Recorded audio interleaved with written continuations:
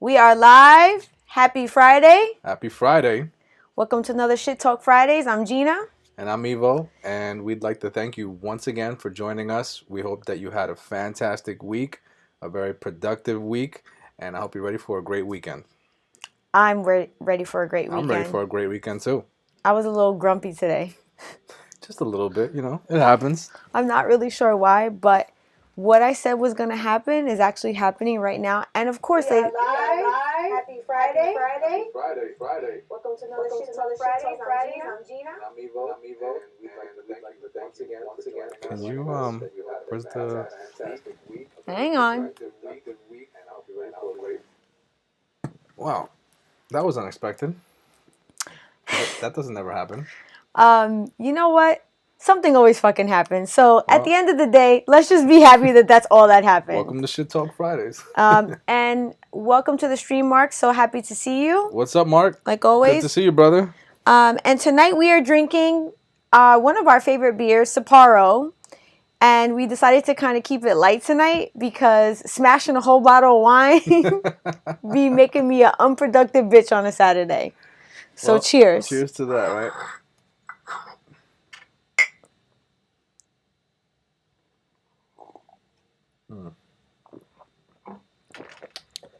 That's a good beer. Yes, it is. And so tonight we're just going to be talking about some things that are trending around social media and around news. But I just want to give a disclosure. Our cat is here. And the minute that we went live, he's looking to get out. So if you hear any meowing, we are not holding a cat captive back here. He just don't know how to act. So tonight we're going to be just talking about some trending topics and some things that we love later on. And later on in the hour, we'll be having our top 5, which I'm pretty excited for this evening. And welcome, George, to the stream. Thank you so much for joining us. What's up, George? So to start off the night, I want to talk about Bobby Shmurda. So if you're not familiar with Bobby Shmurda, he is a rapper that really popped in 2014. And he came out with a song called Hot, Niggas, but then was renamed to Hot Boy so that it could be played on the radio because some people, I guess in certain radio stations, couldn't say that word, so they... Well, I mean, they do that with a lot of songs where there's an explicit version and then there's the radio edit. Well, it wasn't about the lyrics, it was just the actual title of the song. So Hot Boys. Okay. And we have actually like a little clip of something that made him pretty famous. And if you're not familiar with this, Bobby Shmurda came out with this dance that I actually don't think that it was intentional in the video, but this shit went so viral. It became a meme, right? Yes, it became a meme where like basically like anybody that was just like, yo, that's the type of meme that they would use. Like, you know, we gonna get lit tonight. I feel like that meme would come into place. So he became like buku famous off of this just one song in 2014. And not too long after that, he was then signed by Epic Records. I feel like this is us when we finish the live. We just tossed the mics off and we're just like, So something that's actually really crazy about that a lot of people talk about in this actual clip is the fact that when he throws his hat in the air, it never comes back into frame. So people are like, yo, Bobby Shmurda back home, hat about to come back into the frame. So like the fact that it never comes back into the frame, and let's be real, this video was probably made with like $100. Probably. And it's like the most simplistic way that you can make a rap video, which I feel like most rappers, when they start out, this is how their videos look. I mean, it's a hood video. Yeah. But when you're from the hood, this is like one of the things that you're looking to do. You're looking to get everybody from the block, all your boys, all your homegirls, and you're looking to just have a good time with them. And you're basically showing where it started. Yeah.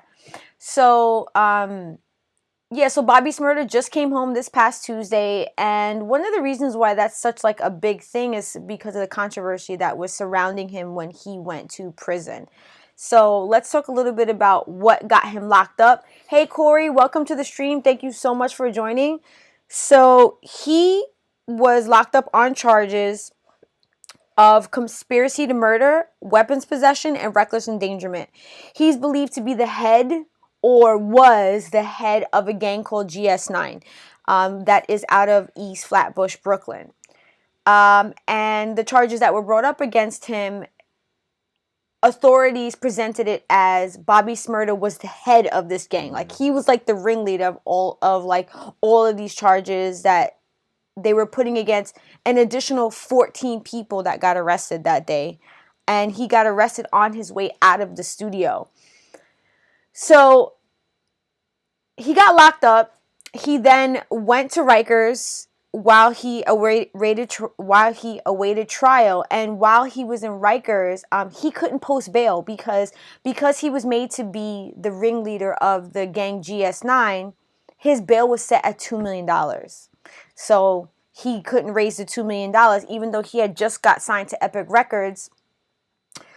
And Epic Records wasn't going to step in and front that money for him. He was a new artist. Even his producer at the time, who was a producer by the name of Sha Money, that came from G Unit, basically said in an interview that, like, I don't have the checkbook for Epic Records. I'm just a producer. You know, the funny thing is that what a lot of people probably don't understand about record labels is that when you sign a record deal, you hear about artists. Oh, this artist signed the record deal for $2 million, $3 million, $4 million. And what people don't know is that money, that artist has to pay it back. Yeah. To the dime. And until they pay it fully back, they don't get a red cent from the label. Yeah. At all. Weren't we just listening to T-Pain talking about that? That's why I was. But like, I feel like we listened to that and you kind of skipped over it. You didn't finish watching it, so. Because I had seen it before. Oh, okay. So I didn't know. So yeah. So I can just imagine like them calling the record label and they're like, yeah, he owes us money. No. Yeah, we're not doing that. We're not doing that. Fun fact though, you know T-Pain's a Twitch. A Twitch. He does, like, he has a Twitch. No, show. I know Timbaland does. Oh, does he? Yeah, he does. Actually, you're right. Yeah. I did know that, but I didn't know that T-Pain had one. Yeah. And he basically does it like a lot of Twitch gamers. I told you that was gonna happen. There goes the cats. Our cats. It's like they're like, oh, they're ready to go live. It's showtime. So yeah, he went to prison in 2014. He was sent to Rikers while he was awaiting trial, and while he spent 2 years in Rikers. And I don't know if anybody is familiar with Rikers. I am familiar with Rikers. I have actually gone to visit somebody in Rikers, and it is not. Listen, jail by itself is not pleasant, but Rikers is really fucked up. Yeah. Like, that's the best way I can say it. The process just to get in to see somebody at Rikers is close to 2 hours, because you have to go through certain checkpoints, and you go through several checkpoints because they actually check you for weapons. And while you're being checked in for these weapons, there's pictures all throughout the different checkpoints that you go through of like what happens when you sneak a weapon into Rikers. So they got pictures of people with $150s on their face. And if you don't know what a $150 is, it's when you get sliced on your face and you get 150 stitches. And they got pictures of that all over these little places where you're waiting to, like, you know, go from door to door to see the person that you're going to visit. And then you have to go behind a curtain and you got to bend over and cough to make sure you ain't got no fucking shanks on you. They strip search people who are coming to visit. Yes. Wow. Yes. I didn't know that. Yes. They have to take you behind a curtain and make sure that you are not trying to conceal a weapon, or shank rather, or shiz, whatever they want to call it. I thought that was something that was like only done to actual prisoners when you go into prison. So like you're not like naked, you know, they don't make you take off every piece of clothing. Oh, okay. I was about to say. But they make you get down to like your underwears. Okay. Makes sense. So that they can thoroughly check you to make sure that you're not bringing in. If you squat down and cough when you hiding something, it's gonna show in your underwear. Yeah, it's gonna come out. Yeah. So it's a really unpleasant place to be. And there's a lot of gangs that are locked up in Rikers. There are Crips, there are Bloods, there are, you know, different gangs that are throughout the boroughs that are in Rikers. So what winds up happening is when you go to Rikers, a lot of fighting happens because... Of course. there's conflict between these gangs, and once you're confined, you're basically you're like an animal in these places. So while he was awaiting trial, what wound up happening is that his ex-girlfriend currently, but at the time was his girlfriend, tried to sneak in a shank for him. Really? Yeah, because he was having beef with Crips in Rikers. So because of that, he received an additional 4 years on his 7-year sentence. So, because like when I was reading about him, I couldn't understand why he had been released, but then still had an additional X amount of years on his sentence, and it was because that additional 4 years that he received in Rikers trying to sneak in a weapon. That's funny that you mentioned that he had beef with Crips and he needed to shank snuck in by his girlfriend because Bloods, they dominate. They dominate. So those prisons. I don't know if he has an affiliation with because again, he was leader of this allegedly he was the leader of this GS9 gang. So I don't know where his affiliation. Yeah, where his affiliation lied while he was in prison. Okay. But from my readings, it says that he had issues with Crips, allegedly. Because I ain't speak to Bobby Shmurda myself, so I don't fucking know. But yeah, so after being in Rikers for 2 years, they gave him a 7-year sentence. He wound up getting a plea deal, and he wound up pleading guilty to the possession charge and a form of the reckless endangerment, like a level of the reckless endangerment, but not the conspiracy to murder, because the reason why he was initially charged with conspiracy to murder, 2 of the other additional people that were arrested along with him were found guilty of murder. They killed a young man by the name of Brian Antoni, and they ran with Bobby Shmurda, and there was video footage of them killing this young 19-year-old man in a bodega. It was led to believe that the 2 people that were arrested with Bobby Shmurda, a gentleman by the name of Rasha, who shot this other young man, Brian, it was believed that the young man, Brian, was a rival gang member, but interviews with his mother and his girlfriend, it is believed that this young man had no gang affiliation and that he was just an innocent bystander. Wrong place, wrong time. That sucks. So these other 2 young gentlemen that were found guilty of murder, they're actually basically spending life in prison at this point. So Bobby Shmurda's out now, and some questions that I have about him as an artist kind of got me thinking, because I've been seeing this Free Bobby Shmurda trending for a minute, because he was supposed to fans were expecting him to be released late last summer for good behavior. That didn't happen. And then he was supposed to come out in December, and then that didn't happen. But even before that, I want to say at the top of 2020, I was seeing trending free Bobby Shmurda. So because he did plead guilty to these things, and in an interview, Bobby Shmurda has come out and said, yes, I did have guns. I did roll with people. He had an entourage once he became a little bit more famous. I mean, as a lot of artists do. Yeah. And they packed heat. And that is something that I don't think that he is claiming that he didn't do. I believe that he is attesting that he did, in fact, have that type of entourage with him. So that being said, I'm just wondering, do you feel like fans are overlooking the fact that he had direct affiliation to criminal activity, to gang activity, he's admitted to dealing drugs? Why is it, do you feel like fans are so up in arms on this Free Bobby Shmurda? Other than the fact that he had one song in 2014 that blew him the fuck up, are people just basically overlooking the fact that he is a convicted felon? Well, so it seems from what you're saying that he was convicted, but he was convicted without like any serious evidence. He was convicted on probable cause. No, they had phone taps. They had phone taps of him conversation.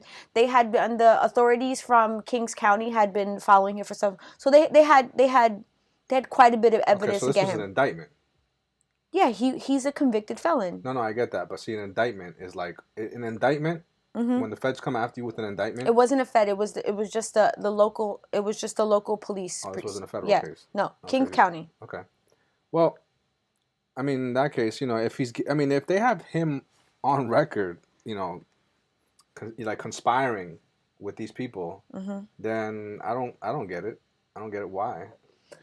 So, I mean, but what's funny is that artists will do that, even though like someone that they know is locked up, they'll still like say it in their songs to free this person. yes. So, from reading, the producer that signed Bobby Shmurda in 2014, Sha Money, when he first saw Bobby Shmurda on video, he literally said in an interview, "That's New York, that's the streets, that's gonna sell records."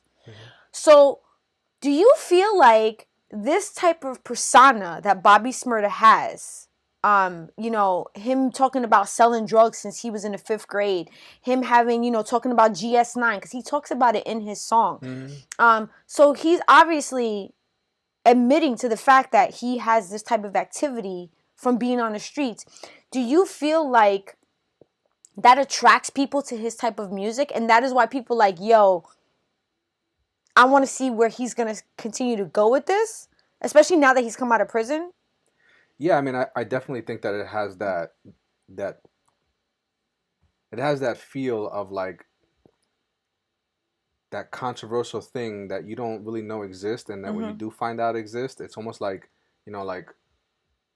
like watching a train crash. It's just you can't stop, even though it's violent and it's like it's dangerous.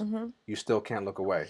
So what I was thinking about, how about like a couple lives ago I was talking about how female artists, when they give us music, a lot of the times it comes from more of like a sexual content. You know what I mean? Like they're rapping about sex, and they're rapping about having sex, and that's what potentially sells for them.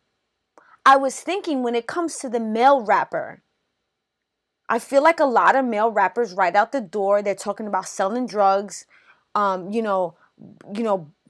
shooting people, I mean, and running the streets. So, think about some of the most influential rappers that we know still to this day. When they first came out, it literally they're always talking about the streets. Yes, and so this is a classic case of like how the blues was made, right? So the blues was made from people's pain, people's trials and tribulations. Like the blues was created, I believe, in my humble opinion, through like slavery and all the pain that black people went through. That's how blues came about, right? So gangster rap is a product of these people's lives. I don't feel that women that take a route to fill a position of this sex sells is more of like it's more of like how they came up in life. Like these rappers, that's the way they live. That's their daily lives. They just happen to be rapping about it poetically. Yes. Right? But when in a woman's aspect, I feel like that they have like that's not how they live their lives. They don't live their lives on the streets, like dressing like that, provocative and acting that way and flaunting themselves in this way that's trying to sell themselves. You know what I'm saying? I think you may be missing what I'm asking. What I'm asking is do you think that it is known in the industry by A&Rs, by producers, by record labels, that when they see a rapper poetically rapping about being on the streets, that says dollar signs to them? Absolutely. So absolutely, 100%. So that shit sells. I'm thinking that the free Bobby Shmurda and what Bobby Shmurda potentially has to give to fans now is kind of like that street shit. Like, they just gonna charge it to the game. Listen, on a separate note, record companies actually promote this type of songs and behaviors on songs. Oh yes, I would 100% agree with that. Yeah. Didn't we watch something one time with one of the guys from Bone Thugs and Harmony? He was talking about he went to like a private meeting with a Mm-hmm. bunch of record executives Mm-hmm. and a bunch of people who own record labels, and that they were privately invested in prisons, and that they were telling these people that they were going to they were going to have a select few artists, hip hop artists, Mm-hmm. and really bring them up successfully, but they had to rap and promote this certain type of music. Yeah. Because now these record companies, they were invested in these jail systems, and these jail systems needed to be filled with people.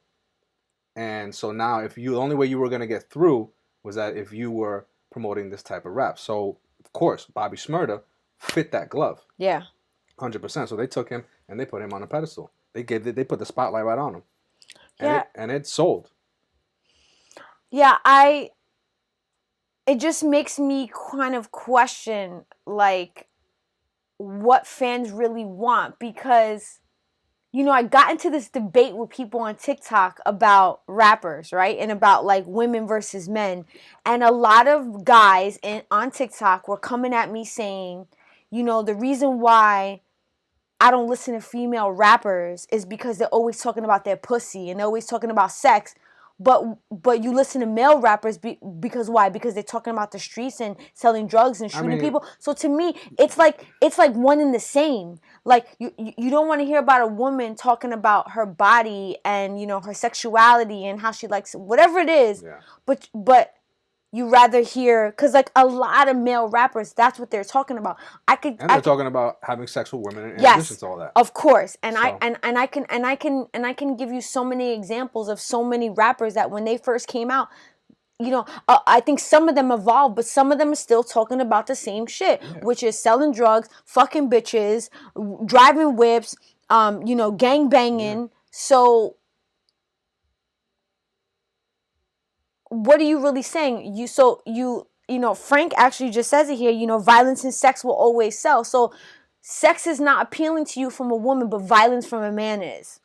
I find that pretty interesting. I mean, unfortunately, that's is it unfortunate though? No, what I'm saying is unfortunately, a lot of people see it that way. That's unfortunate that they see it that way, where it's like, I don't listen to women rappers because all they talk about is sex. Meanwhile, men exploit that part of their lives just as much as women do. Oh yeah, and some of the shit that some of the rappers, some of the male rappers say in their songs is like, it's downright disgusting. Yeah. But I feel like sometimes when it's just coming from a woman, motherfuckers don't want to hear it. But that's just my opinion. And again, I'll probably get taken all the way out for this shit, but you don't want to hear a woman talk about getting her pussy eaten, but you want to hear about a dude selling drugs and gangbanging. That's just the way that I see it. I think it goes back to that conversation that we had where, from a certain standpoint, it's devaluing the woman. Oh, so guys talking about getting their dick sucked in a car and fucking selling crack on the corner doesn't devalue them as value to them? Not as much as it does women, and I'll tell you why. Because it's a double standard. No, it's not a double standard. Okay. If I went out and stood on the corner, right, butt ass naked, people would drive by me, and I'd probably get the cops called on me. If you went out and stood on the corner naked, you'd probably have like 13 cars lined up ready to have sex with you. Right. So that's the difference. Is that a good enough example for you? Yeah, I fucking hate you. Oh, wait. I have to... Let me read... Yeah, let's go to some comments. Let me read some comments really quick, because Okay. Oh, hi, Stebby. Welcome to the stream. So nice to see you. And hi, Stephanie.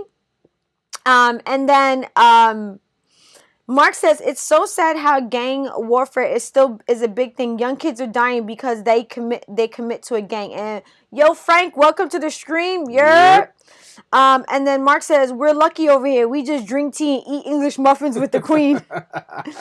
And then Mark says, hold on.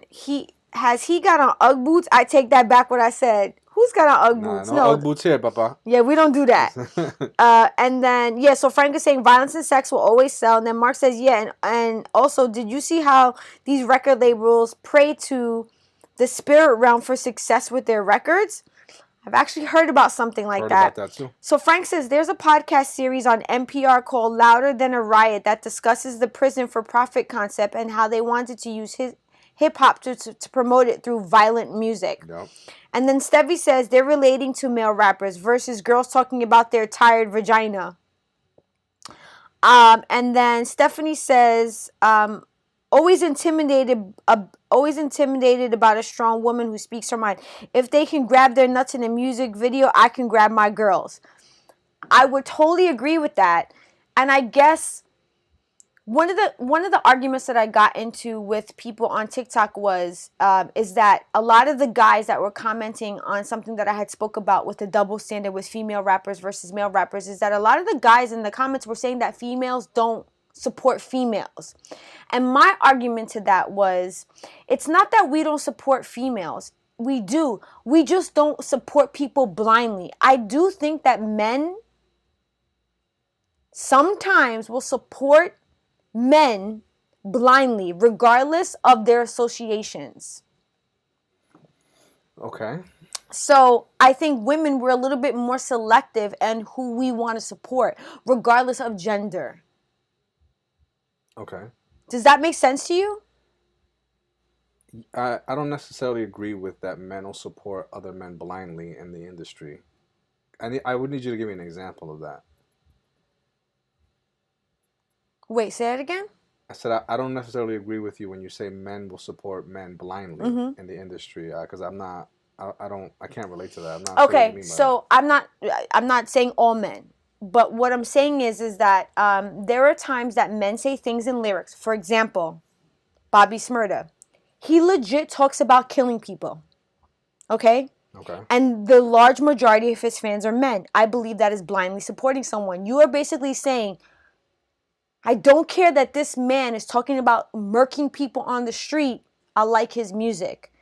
I feel like maybe a woman, in my opinion, will listen to that and say, that's not something, even though, let's say it's a girl saying that, right? When it's a girl saying that and it's a girl listening, I feel like we may be a little bit more objective of co-signing something like that because of the content that that person is giving out, where regardless of the fact that it's a woman. Do you get what I'm saying? Yeah, yes, I do. But I mean, I'm still struggling with the fact that that would even be an issue. I mean, at the end of the day, male is male and female is female. Mm-hmm. You know, they're not one and the same. So being that you have two things that are physically different, they're going to be viewed differently, no matter which way you paint it. Okay. I mean, I get equality, and there's a lot of things that should be equal as human beings, as humans, yes. But aside from that, there still is a difference in the way that those two beings are viewed, because one is male and one is female, and they both live different lives in many ways because of their being male and female, just by nature. So they're going to be viewed differently. There's just no way that at the end of the day, they're going to be 100% equal and viewed 100% as the same.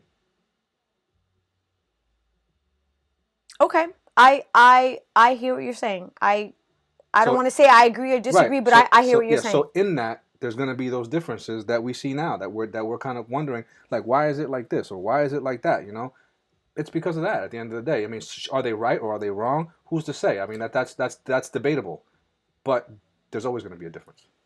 I would agree with that. I was just talking about some of the conversations that I had with people on TikTok and what they were saying. And my argument, like what I was saying, is that my argument is that I personally feel like men sometimes, not all the time, will support somebody blindly, where women will going to be a little bit more selective about, and that at its core makes me think about the way men approach women, the way versus women approach men.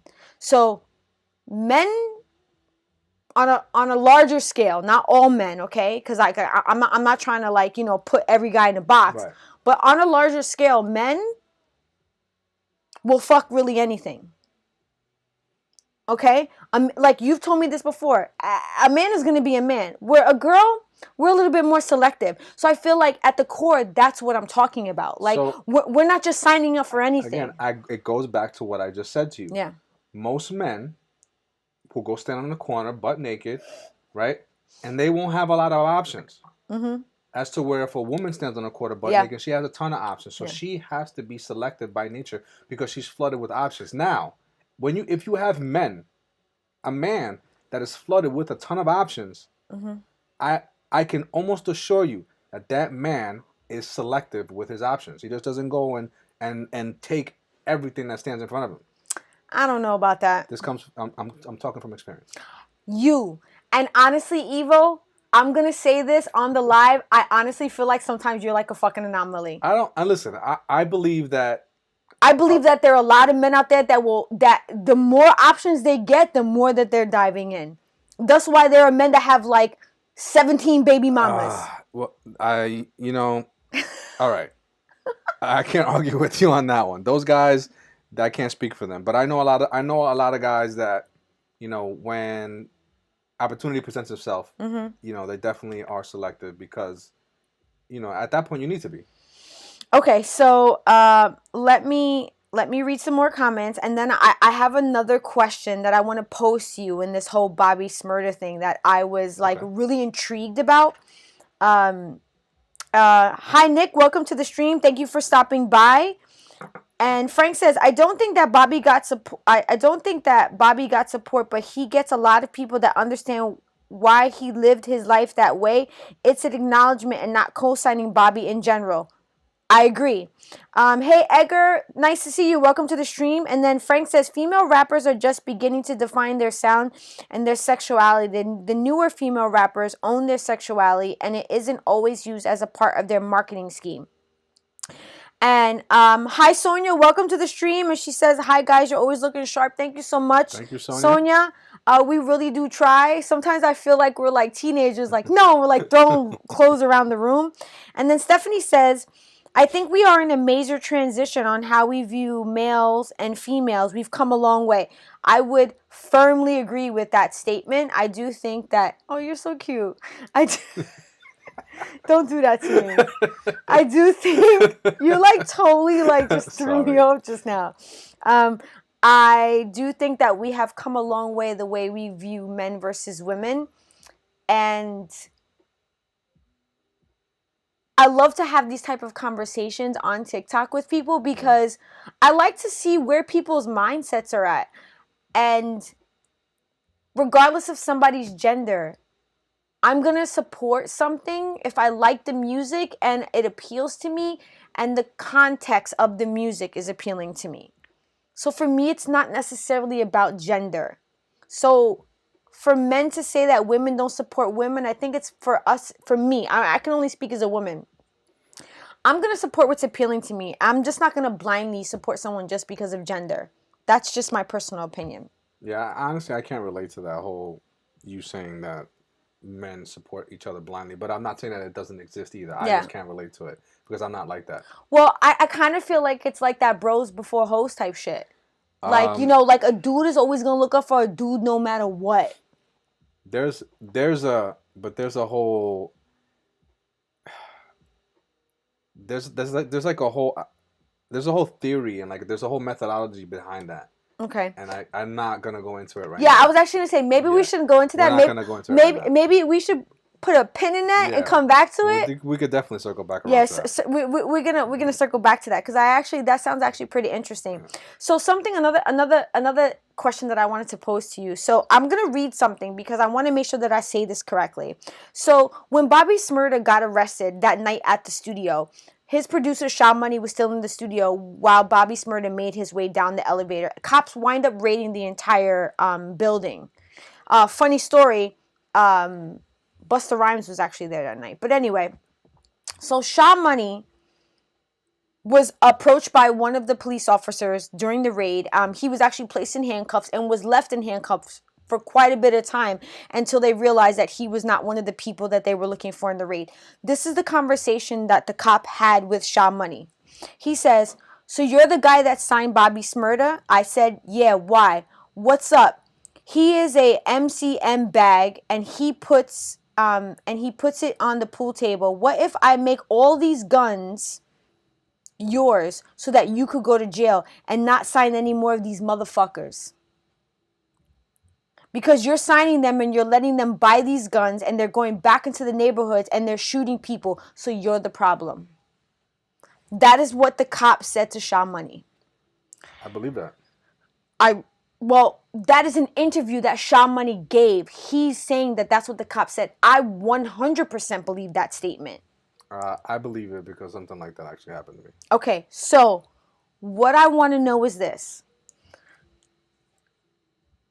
It's said to believe that police were surveilling Bobby Shmurda before he blew up, right? Because, he, again, allegedly, he had gang activity, criminal activity, right? Right. Do you feel like that once Bobby Shmurda blew up and he was in his song talking about how he murking motherfuckers and how he's selling drugs since he was 12, do you feel like the cops were like, we're going to uphold the law and you know, arrest this man? Or do you feel like this is more of like a vendetta against the community and the people that come from that type of environment? Like, do you think the cops went in there doing their job, or do you think they went in there like, we getting this motherfucker because we're not gonna let him make no money off of this game. We're gonna take him down. Or was it more about upholding the law? I think that the cops, at the end of the day, they have a duty to minimize violence. And so when you have, I would agree. When you have an artist like this just blatantly coming out on the radio talking about how he shot and killed somebody and what they do to people and how they roll. He didn't say he killed somebody. He's saying that, like, that's what be happening. No, he didn't say I shot somebody. Listen, he was definitely implying that his crew, and that's how they roll, and this is how we do it. Allegedly. Right? So please, let's just keep that allegedly. Allegedly. A bitch is not... I already got taken out on TikTok the other day. It's a perfect opportunity for a department to come and make an example out of somebody like that. Like, you want to come out on the radio, you want to come out and start talking about this? Yeah. This is what you got coming. Like, because at the end of the day, it's promoting violence. And yes, that benefits certain people, but at the end of the day, it doesn't benefit other people. And when you have people who, their jobs and they've signed duties to, like, you know, protect and to serve, that's an opportunity for them to, like, to put themselves on a pedestal. See, that's what I think it's more about. I think it's more about looking righteous. I mean, listen, it's an opportunity. At the end of the day, that's what they need to do. They need to be able to look good in the face of the community in any which way that they can. And if something like this presents themselves, oh, you better believe they're going to be all over it. So, I do understand why there was such an eye on Bobby Shmurda, especially after the killing of that young man, Brian. Right. And I read a lot about this young man, Brian, and I read an interview from his mother. And it honestly, it kind of broke my heart because her son was 19 when he was killed. I have an 18-year-old and a 23-year-old son. I could not even fathom what it would be like to lose my child at that age. So my heart goes out to that mother. And her and the girlfriend of that young man, they feel like Bobby Shmurda and his for them, that's justice. Because the two men that killed her son were put in prison for the rest of their life. One of them got like 73 years and one of them got like 89 years. They're going to be in jail to the day that they die. So I was just thinking, like, what is the answer to this? Because to me, this is a vicious cycle. And I'm going to speak from experience. I'm from the streets, right? I grew up on the streets. Like, so, this has been happening for a long time where, you know, people are brought up in these, single parent homes. You got parents who are on drugs, fathers who aren't in the home, low income, below the poverty line households, and these kids are on the streets.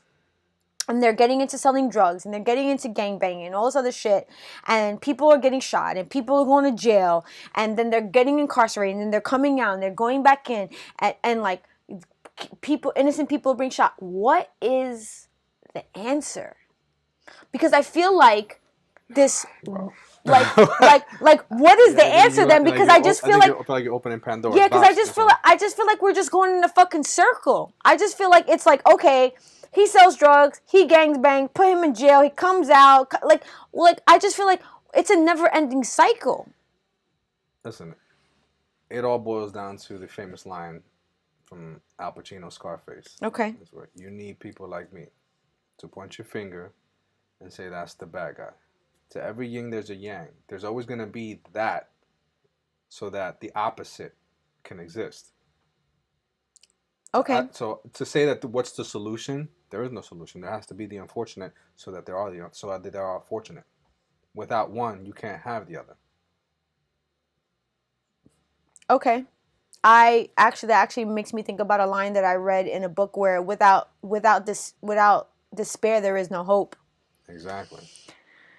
It just kind of I think about it and I'm just like, yo, it's like this shit is just like never ending. I just think about being a minority, being a person of color, and like, you know, living in this fucking world of like, you know, I don't really have any options, so I'm gonna start selling drugs, and then where does that lead you? And then you wind up in prison, and then, you know, police are never gonna get out of these neighborhoods, and they're gonna be over police. I just feel like it's just a vicious cycle that's never gonna end, and I wonder what is the answer to minimize, because if you're saying that it can never end, but at least we can minimize it. Well, I'm sure I would like to think that there's been some improvement, you know, to some degree throughout the years. But at the end of the day, you know, are there ulterior motives to keep that type of environment going? Maybe. Are people benefiting from, you know, a certain part of society staying in a certain type of pocket? Maybe. Yeah. Exactly. So then, you know, is it really ever going to end? No. Because at the end of the day, is that to someone is actually a product. You know what, Evo? You're gonna get us canceled. Cause you talking about that unknown shit. You talking about that shit that like you know. This is that Area 51 shit. Yeah, they're gonna watch us on the live. They're gonna be like, guys, they figured it out. They know, right? And then we're gonna get canceled. Let me read some comments, and then, you know, that's like all I have for Bobby Shmurda. And listen, am I for what he's promoting? No.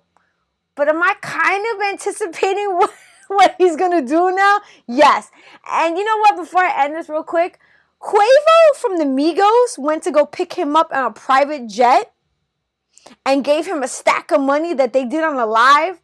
Really? Can somebody please tell me what is the relationship between Quavo and Bobby Shmurda? Because Quavo is from the South. He's from Atlanta. I just don't know where the connection lies, because I was reading that Bobby Shmurda saying that over the last 6.5, almost 7 years that he's been in prison, that Quavo has been supportive to him. So, like, I wonder how they made that connection. Maybe Quavo sees a business opportunity. That's what I was gonna say. I was like, yo, is Quavo doing this for clout? Because, or is he like riding the coattails of Bobby Shmurda coming out? I don't know. And lastly, I know everybody gives this rapper a lot of slack, you know, 6ix9ine, but 6ix9ine came out with a video called Stupid like 2 years ago where he had a Bobby Shmurda verse that Bobby Shmurda's phoned in from jail. Right.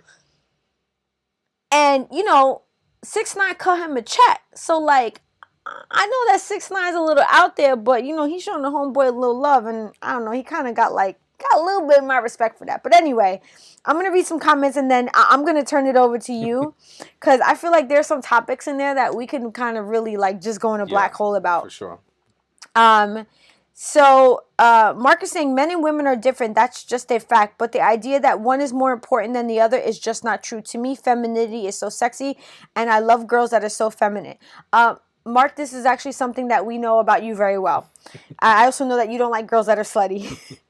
And Mark says, it seems to have turned into a competition between men and women, but we both need each other. And Stevie says, I also think that women will support women just I also think that women will support women just because it's a woman. So goes both ways for sure. Okay, so she's saying that like she does feel like women will support women blindly. Yes, definitely. Okay, and then Edgar saying if that is the case, then all hip hop stars from the 80s till the early 2000s would be in jail now. The cycle, Frank says the cycle is called the new Jim Crow. That's why the game is called the trap. Oh, okay. And then Frank says, you and Evo and I are from the same streets in the same era, and we know that there is no way out of the trap, but we get it because there is no other option. When Evo wears his black sneakers, he be saying the deepest stuff. Be careful, bro. That white van will come back to your block. And then Corey says, damn, yo, can someone pick me up and hand me cash? Yo, Quavo went with a private jet and gave him a stack of dough, yo, and was like, yo, fam, welcome home. This all you, if my there's dude. anything that I know is that nothing's for free.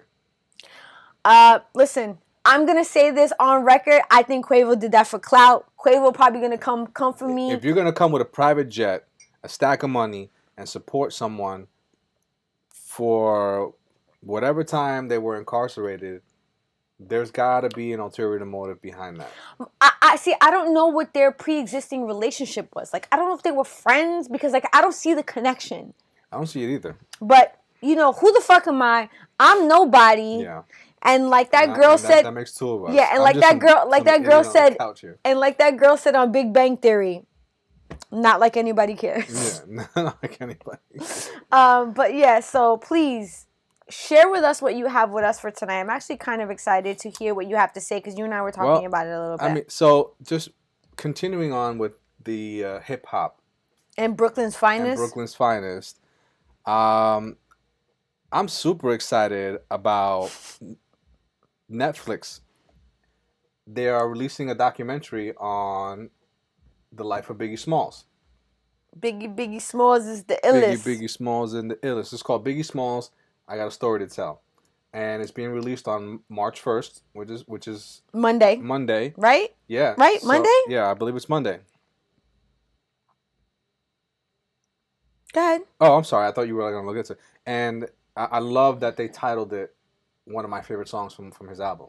I Got a Story to Tell. Okay. That's one of my favorite tracks because I love one of my favorite style of rappers is the storytelling rapper, like Slick Rick, Eminem, and some other rappers that we'll talk about a little later. Okay. The art of storytelling is like one of my favorite things. Nas was like that. He did Kanye storytelling. So I love storytelling rappers, and Biggie was one of them as well. And funny, I think you and I, we both love rap, but I would say that I'm not necessarily big. I'm not a fan of storytelling. I tend to like that, I tend to like that, that like real hood shit. Like I do too. Like you in the club and you hear that shit and it's a banger. Too, but everybody, listen. You listen to rap different the way that I listen to. I love a great story, and when you can lyrically put it into rhymes, yeah, to me that's art. It's poetry. It's poetry and art at its finest. I mean, like it's not only poetry, but it's just poetry on another level because it's rap. Well, that's why they're called artists. Exactly. And so I like the fact that from the preview that I watched, they're actually celebrating his life and how he grew up and a lot of the great things that Biggie was about, rather than a lot of the stuff that we've seen in the past, which was about his death, which was about how his demise came, and about the Biggie beef, you know, and between him and the West Coast. Yeah, and all the drama that like surrounded his life, you know what I'm saying? So like this was refreshing for me to see that they're actually celebrating his life, and they're talking, and then the documentary talks about, you know, when he was a kid and when he was in school and the type of grades that he used to get.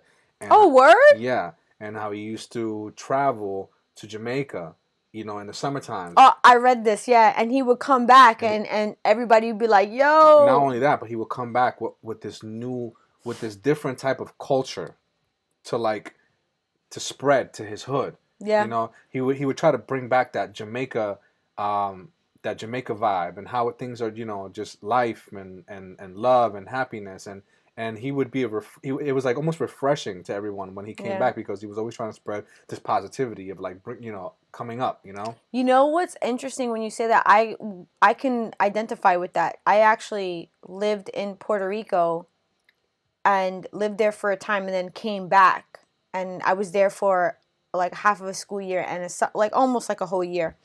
And when I came back, you have like this you go from basically Yeah. living in you go from living in, not basically, you go from living in an island to then going back to the States, and like kind of the way you see life is different. So I could only imagine that that's like what it was like for Biggie, to be living in, he's from Brooklyn. So for him to then go to Jamaica, it's like that's two different Yeah, worlds. of course, and I sit here and I think about what that was like, to leave the hood and to go to this beautiful island where, the hospitality and people are all about family and, and just peace and happiness. And then to go back to your hood and then just try to like make them understand about this life and this society of people that your people don't know nothing about. Yeah. And and so it celebrates that, how he would come back and try to infect with his own hood with this positivity that he got to experience every summer. So, and I think that is actually something that you don't, when you live in the hood and when you come from the hood and you come from a low income household, yeah, the privilege of going away to another country on the summer, like that rarely happens. I know and have known many people growing up that had never been on a plane their whole life, had never left the borough, other than, maybe the state that they're from, maybe on a long drive, but have never been on a plane. Famous words of Biggie, it was all a dream. Yeah, so. They all got the dream about it, so I can't wait to watch this. I'm definitely going to be Monday night, like, what we're doing. What are we doing, Evo? Watching. Just fucking with you. I know that's what we're doing. So, but so all that led me to believe, like I still wonder, like right now, like where would Biggie be right now? Okay. So when I saw the trailer, because I watched the trailer, I think about it. I think about where would Biggie be right now, right? Do you think that Biggie would still be big? And I don't mean his size. No. I mean his fame. Not at all. Not at all. Because I mean, you don't think he would really? No, because that's interesting. Okay, why? Well, because think about a lot of rappers from his era. Yeah. How many of them are actually still big right now? Quite a few. Really? Yeah. Like Jay-Z. Jay-Z was like one of the, like him and. Okay, Jay-Z. So Jay-Z is an anomaly, right? Really? You think so? I believe so. That's my personal opinion, okay. right? I don't know if, and Jay-Z is where he is because he took a whole nother path to his career. I mean, he said in one of his rhymes, he goes, "I'm not a businessman, I'm a business man." Like, he turned his career into an actual business. Okay. As an entrepreneur. Who's to say that Biggie would have went that route? Okay. So if I had to put Biggie in the stereotypical bubble of what happens to rappers, and you think about his first album, when he actually first hit the Billboard charts was in 1994. Right? So we're in 2002. That's one hell of a career to uphold, to say that you're actually still relevant right now as an artist. So based on those statistics, I would just statistically say that he probably would not be as great as we would have loved him to be. I just think that there was so much left to wonder. What if? And Biggie, when his career ended, it was like the height of his career, that you got to wonder how far could it have gone. But if you actually think of put on a timeline between then and now, to say that you can uphold and be that relevant all this time, that's hard. Okay, I considered Biggie to be one of the greats, and I think he would have made his way. Listen, he only dropped 2 albums. Yes, I know, but And they were great albums. Yes, so that is why I think Biggie still would be very relevant, because when I think about the other rappers that came in around his time, they gave me a song or two that I vibed with. Right. Biggie gave me 2 albums that I vibed with. Okay. So for you to give me 2 albums that I can easily recollect, to me that says that you have a significant amount of talent. And he ran with Puffy, and not for nothing, Puffy's done really well for himself. So to say that Biggie wouldn't have still been relevant, I think Biggie would have found a way to continue his legacy. Maybe it wouldn't have been in rap, but I think he would have segued into other things. Okay, one would like to think so. Okay. One would definitely like to think so. And I get, the whole optimistic part of it. But again, Puffy did the Jay-Z thing. He did the thing where You mean Jay-Z did the Puffy thing? Cause Puffy was doing a damn thing before Jay-Z. But go ahead. I think you're right on that. Okay. Either way, they both did the same thing where they turned their rap careers into a business, right? They became like almost an empire. They branded themselves. Okay? Yes. So isn't that what you're not supposed? Aren't you supposed to do that? You're supposed to, but a lot of rappers don't. A lot of rappers, they'll do the album after album after album after album, and not have that entrepreneurial mentality to be able to take to the next level. To branch out And become a brand. Let me read some comments really quick. Sure. So, Max, welcome to the stream. Thank you so much. He says, shit, I got off Monday. You know what I'm doing. And then Frank says, Edgar, please do not add KRS-One to this discussion. I beg you. Corey says, Jay-Z also hasn't made music in a long time. I would potentially disagree with that. He 444, I want to say, dropped in 2018. I wouldn't. I'm not 100%. I will look that up. I actually saw something recently on a video that he did. It wasn't he did. He did like this little like mini movie clip about a jail scene, and at the end he's rapping on like the end credit songs of that little movie clip. And that's very recent. Okay. I will look up. I will fact check, or if someone can do it for me, if they could fact check for me, what year did Jay-Z drop 444? Because honestly, I really love 444. No, don't do it. Let me read comments because I want you to continue. So Edgar says, not for nothing, but Ghostface Killah is the best storytelling MC of them all. His track Maxine proves it all. And then Frank says, had Big never passed away, Jay would have recorded Watch a Throne with him and not Kanye. Whoa. And I'm just going to say why whoa, because Watch the Throne is one of my favorite albums. And we went to go watch Jay-Z and Kanye in concert when they did Watch the Throne, and Niggas in Paris is my shit. Okay? That's all I remember from that. That little yes. thing. So, but I literally had Watch the Throne on repeat on my phone. But anyway, so Stephanie says, I think Biggie would have learned something new, marketed something. And then Frank says, Big dropped 2 albums in 3 years that are still classics till this day. He also wrote for Lil' Kim, Little C's, and Junior Mafia. And then Gina says, Gina, welcome to the stream. Puffy would have led Biggie down a business path with him. And then Frank says Jay-Z dropped 444 in 2017. So that is quite a bit of time between albums. However, there's rappers like Kendrick that haven't dropped an album in a while and are still considered pretty relevant. So yes.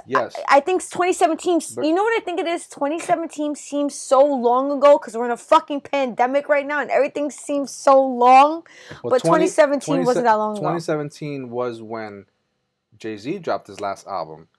Biggie's let's keep in mind, Biggie's first time when he hit the Billboard charts with hits was in 1994. I know. That was my first. Oh wait, I'm not gonna say where I was at that time.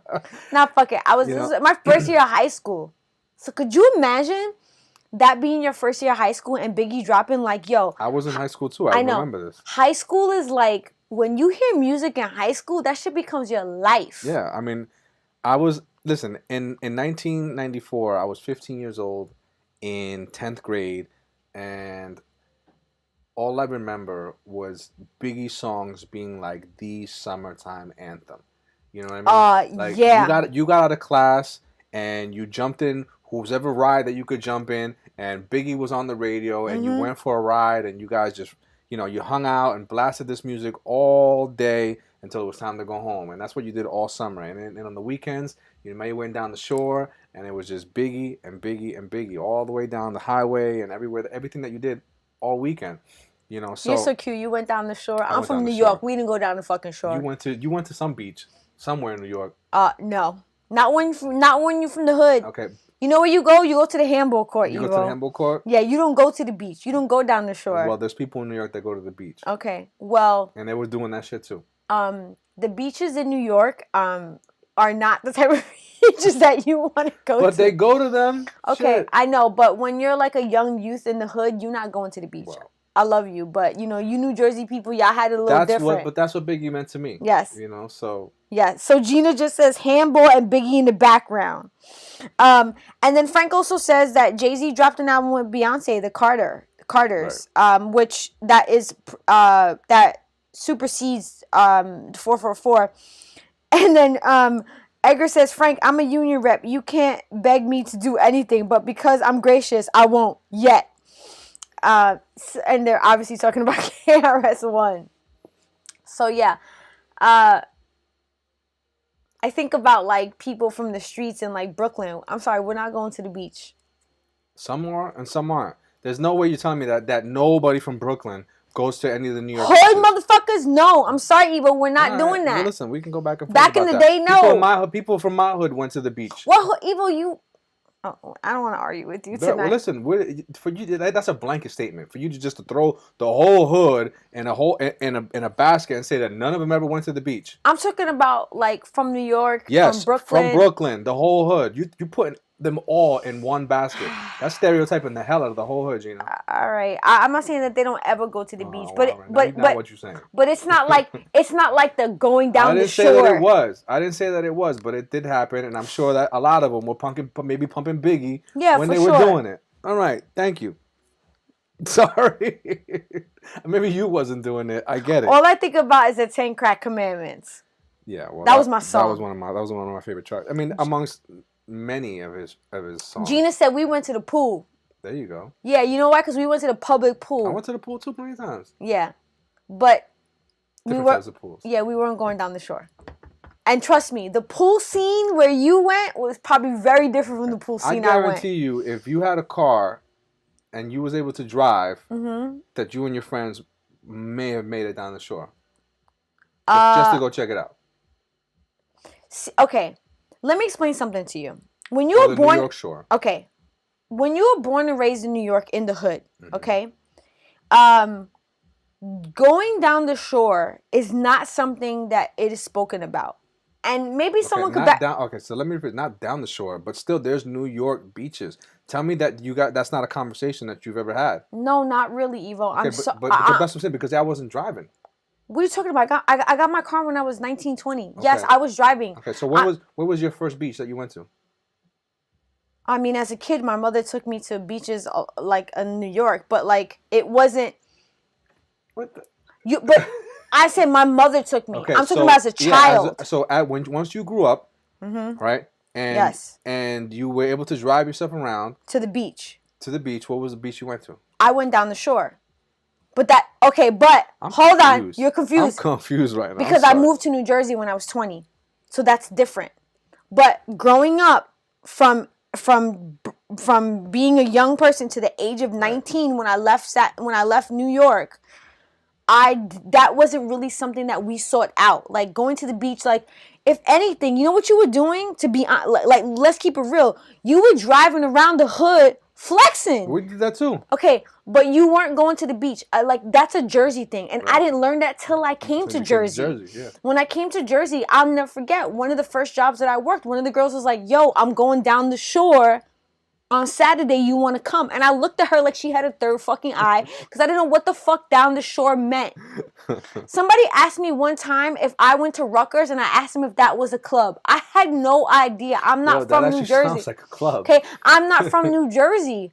Okay, so I didn't know these motherfucking Rutgers. Yeah, I didn't know these terminologies. Okay, for me, a good day in the summertime was maybe we went to the pool, we went home and we changed, and we went to the handball court and we smoked blunts and we fucking played spades. Nobody was going to the beach, Evo. I'm sorry. All right, well, there's people, but that's not to say people weren't going to the beach in New York.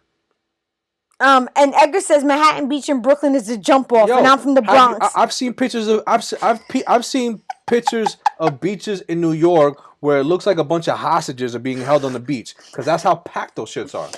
Listen, I don't know. I was poor, you know, like the beach seemed like far away. Oh, okay, man. wait. So this beer got me. Like, I gotta.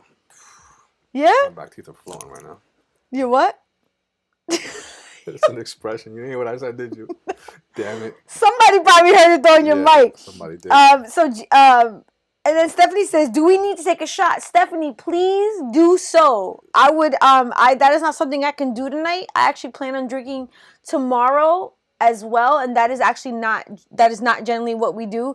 That's why we chose to drink beer tonight because because I can't drink consistently and hard 2 days in a row. I'm too old for that shit. And then Frank says people from the hood went to two beaches, Coney Island and Cocoa Beach. Listen, yeah. I've never heard of these beaches. The only beach that I know is Coney Island. That's a classic beach. I've actually never been to Coney Island Beach. I've been to Coney Island, but I've never I've never gone there to go on the beach. But I have been to what is the name of that beach in Miami that everybody goes to? South Beach? Yeah. So, funny story. In Staten Island, there's a beach called South Beach. There you go. Okay.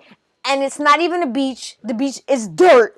Okay. But one of the reasons why we went there was because there was handball courts.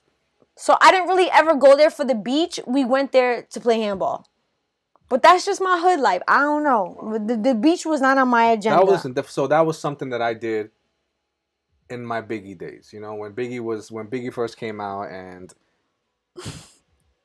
Gina said she heard that, by the way. She did, right? Yeah.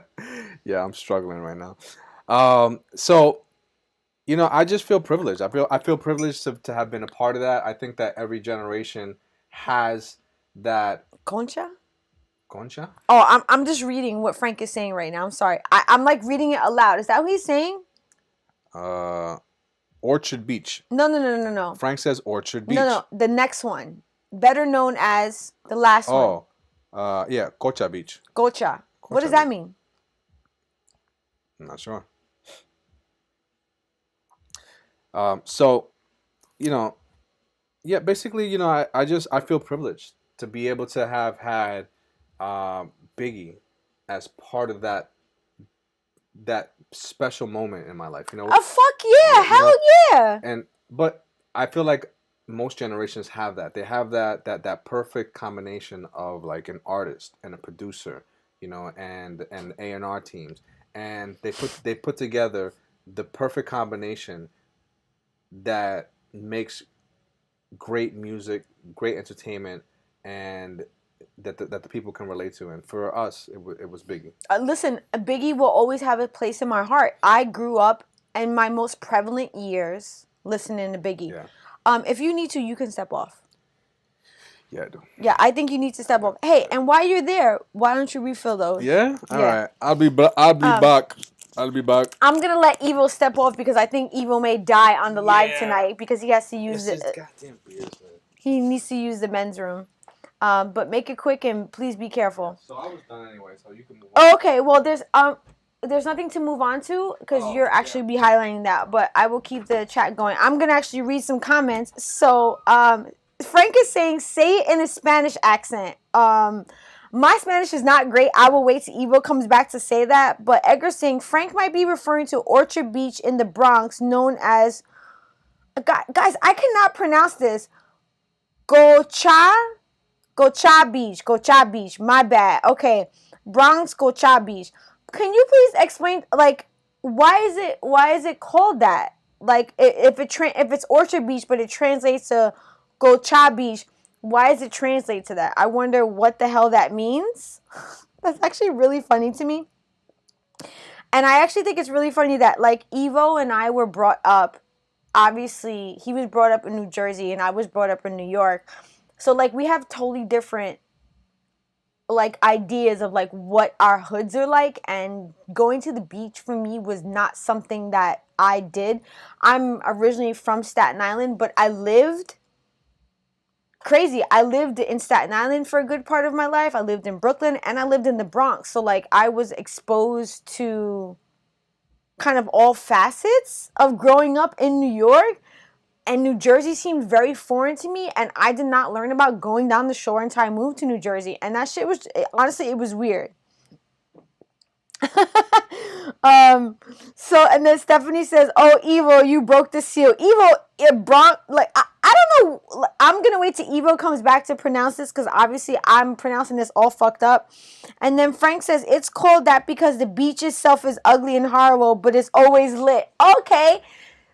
You know what? Maybe, like, I almost, like, want to take a drive by this beach, but I feel like I've been to this beach because my brother lives in Queens. So I feel like my brother, I maybe met him there one time. Are there handball courts at this beach? Because I feel like I've actually gone there for, like, a barbecue and played handball. Because is it, like, a beach with a park, or is it not? Like, I just wonder if that's the case. Because then maybe I'm thinking about a whole Corona? I don't know what the fuck I'm thinking about, guys. But since Evo is dying, I'm actually going to take Evo's beer and I'm going to put it on this side. And when he comes back, he won't continue drinking that. I'll just continue drinking it for him. See, I love that Frank said say it with a Spanish accent, because my Spanish is not great. That is why I married a husband that speaks Spanish fluently, so that I don't have to speak Spanish in certain instances where I need to speak Spanish. I will literally just be like, Evo, please tell them for me. Yeah, he's so happy that you're there. He's like, please God, let me out. Our cat was so happy that Evo went out so that he can run out of here. Okay, so. All right, so who was it that said shots on the live? It was Stephanie? It was Stephanie that said shots. So, Stephanie, if you have your shot, please take it with us. But your wish has been granted. Right? But I'm saying this name all fucked up that everyone's saying, so you need to say this correctly for me. They're people are saying to say it. Chocha? Oh, is it chocha? Chocha. What the fuck was I saying? Esa loca. Dale, chocha. Oh, okay. Yes.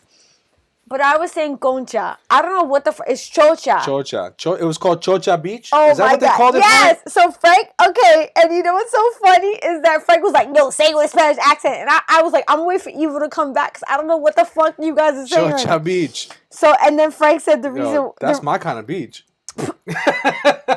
Sorry. Oh my God. As a kid, yeah, I would have loved to be at that beach. And Frank said that the reason why it's called that is because that beach itself is ugly and horrible, but it's always lit. It's like a chocha? Sounds like it's full of chocha. Oh my God. So finally, everyone's like, yes! Finally! I'm like, concha, they're like, Gina, chocha! Damn it, Gina. Sorry, my parents did not speak to me in Spanish, okay? The only, like, I know like a little bit of Spanish, okay? A bitch can make a mean arroz con gandules, but don't ask me, okay? Yes, I make a mean pernil, even though we don't eat that shit anymore. Listen, it was the chuleta with the arroz con gandules. It was the hook, line, and sinker. Hey! Right there. Okay? And finally, everyone's like, thank you! Fucking Evo said, cha-cha! My dumb ass, bro.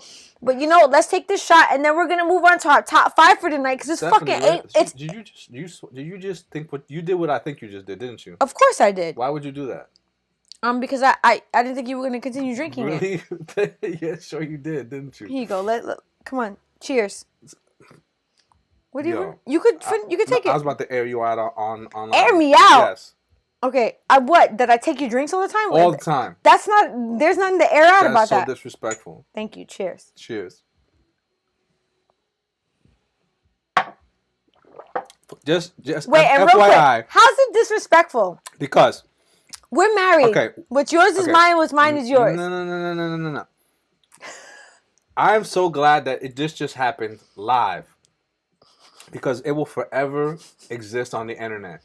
On the internet that you steal my drinks. Yes. Yo, she stays stealing my drinks. Okay. Stealing. How am I stealing if it's technically my property? We're gonna get into this right now? I'm just saying. How you feel about me touching your food? I don't like it. You don't like it, but you will sure as hell steal my drink though. Yeah, right? because you're okay with sharing. I don't like sharing. Okay, but I share with people who share with me. That's not true. That's the whole. That is your moral clause. You love to share. You believe in sharing. Mm-hmm. I'm not like that. Okay. So then don't. You're not to present to people like that. And I has nothing to do with you, because you have a special place in my heart. Okay, but people like that, they're not welcome to be privileged to be in my circle. Like, if I'm gonna share something with you and I'm gonna open myself up to you and be considerate towards you, it's because I'm treating you the way that I would want to be treated myself. Okay, you're the exception to the rule. I allow you to act the way that you do because I love you. I allow you to live in my house. Yeah. Your allowance is because I allow you Evo, to take my drink. I'm gonna take your drinks to the day that we die. Yeah. Okay. Mm-hmm. And God rest my grandmother's soul who lived to 91. You better believe that if I live to 91 for the next fucking 50 years, I'm going to be stealing your drink. Yes, but and you're not going to do nothing about it. I'm going to do a lot about it. But I just love that as long as we've been going back and forth about this, it's finally on camera. And I love it. I don't care. It's different because a picture is worth 1,000 words. I could explain this to any and everybody until I'm blue in the face. But until you see it happen live, do you really understand what it's really about? Okay, great. And I have no shame in my game. Yeah. I will take your drink into the day that I die. But yeah, and it's gonna exist forever. Okay, and at my funeral, pour one out for the homie. I'm gonna pour one out for me. For all the ones that you took from me. That's what I'm going to do. You're not getting shit poured out. Whatever. It's mine. Okay? I signed on the dotted line. But let's move on to our top 5 for the night. Huh? Let's move on to the top 5 for the night. Because we actually only have about like 10 minutes left. Oh, damn. We're running over a little past 9. It's fine. All right. Coming in. Wait. Are we going to even introduce what our top 5 is? You said coming in. All right. So. Evo said fucking do a lot. Yeah, fucking do a lot. No more beer. Really? I don't know why I agreed to drink beer. You know what beer does to me. Oh, you're a baby. Come on, let's go. Really? I'm a baby? You're the one that can't drink a bottle of wine without being wrecked the next morning. Oh, right, why are you spilling our dirty laundry on air? Don't call me a baby. I'll be good tomorrow. Okay? All right? Shut up, call Evo. Me a baby live. All right? Yo, I be fucking like curled up like, get me bagel. I got some Gatorade. Get me Gatorade. And only the purple Gatorade. Don't come for me. Oh my God, I love you. Chocha, bitch. I'm sorry. Go ahead, Evo. All right. So this week's top 5 is our top 5 rappers that popped and faded. Yo, they like pop, and then they faded. And they just faded out. Rappers that like came out like strong. Shit got muscle. And then all of a sudden just faded out. Like you wonder what the hell happened to them. And let me tell you something. There are some rappers on this list, because you and I kind of went over this, that I was literally just like, shit, bro. But before you dive into number 5, let me just read some. Okay, go ahead. Frank says Gina's parents didn't teach her any Spanish so that they could talk shit about her. That's why I have a show called Shit Talk Fridays, because I'm going to talk all the shit, right? And then Edgar says beers before licks will get you sick. Well, I'll be fucked up tomorrow. Wait, I thought it was beer before liquor. Oh yeah, beer before liquor, never sicker. Liquor before beer, never fear. Oh, so we're good.